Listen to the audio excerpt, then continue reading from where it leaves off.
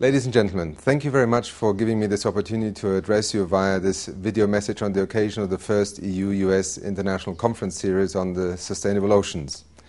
Ever since the United Nations Environment Programme was founded in 1972, the oceans and marine ecosystems have been a focus of our work. In international law and within the United Nations, we recognize four global commons: the Antarctica, the high seas, outer space, and the atmosphere.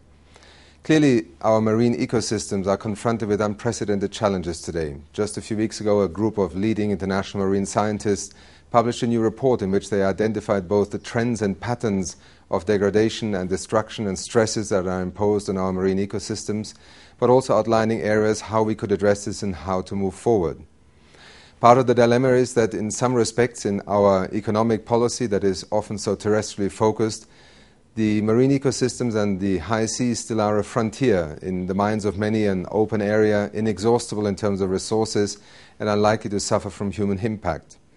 We know better today, and in fact many of the indicators also provide us with information that should be of extreme concern. It is a frontier in one sense, but it is also an open access in other respects. Despite the United Nations Convention on the Law of the Sea, the regional seas agreements that exist and many of the management regimes that are today being put in place, we know that the governance vacuum is still of such a dramatic nature that to some extent we have a vacuum in governance, and therefore many of the negative impacts that are often associated with the global commons.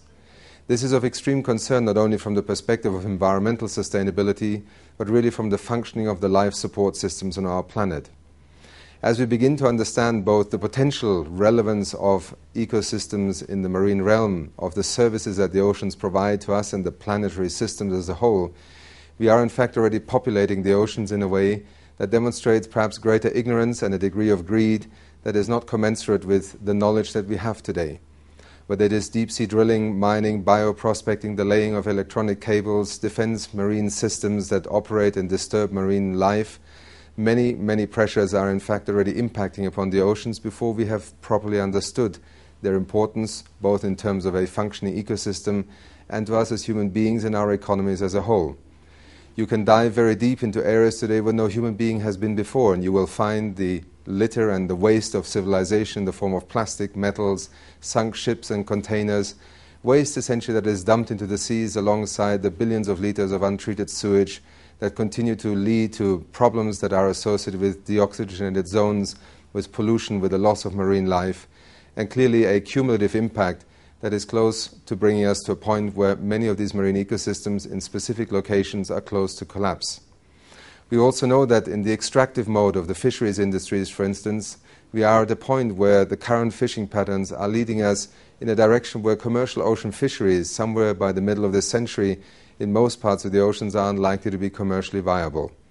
The impact on billions of people in economic terms, but also in basic sound ecosystem service terms, is frightening. It is for this reason that we in the United Nations Environment Programme have a very active marine programme, and we are currently focusing in three areas in particular that we consider to be helpful to an international community of member states, scientists, non-governmental organizations and the private sector. The first area is to further contribute to the understanding about marine biodiversity and ecosystems through assessments. We know a great deal, but we do not yet know enough in order to advise governments in how to manage these ecosystems, where the greatest pressure points are and what the greatest priorities are for action, both in the immediate and medium term. A second area of intervention is the spatial management tool. We believe that in many respects trying to understand how best to use the oceans, use them sustainably, but also use them in a way that can benefit the ever-growing populations and demands that we have in terms of natural resources, in terms of food and protein, clearly demand that we do use the oceans also as part of maintaining life on Earth, on the terrestrial parts of it. Our spatial management tools are an approach to try and understand both the science and the functioning of these ecosystems, but also provide a process by which many stakeholders can begin to work together and collectively in governing the use of these resources and to ensure that they are available for future generations. The third area on which we are focusing has to do with governance. Clearly the instruments we have so far, from UNCLOS to the regional seas agreements, are important steps in the right direction, but clearly are inadequate at this moment in time. Unfortunately, the notion of open access and the negative implications in terms of managing the global commons are clearly visible to all that wish to see at what is happening in our oceans today. Our work has to move forward. It has to move forward collectively because clearly the oceans do require international action, they require collective agreements, and they require also compliance and enforcement. I believe that the Rio+20 conference next year in 2012 in Rio de Janeiro, 20 years after the Rio Earth Summit, is a moment in which the oceans will feature prominently, partly because our understanding has increased significantly, partly also because the footprint of human activity has become so much more obvious, and partly because nations realize that protecting this vital part of our functioning planetary system has now become a priority for nations to work together. UNEP is also contributing to this discussion with a report of the green economy in a blue world, which is trying to capture many of the strands of both economic and political and social relevance to agreeing on an international regime for managing the high seas and for conserving and sustainably using marine ecosystems.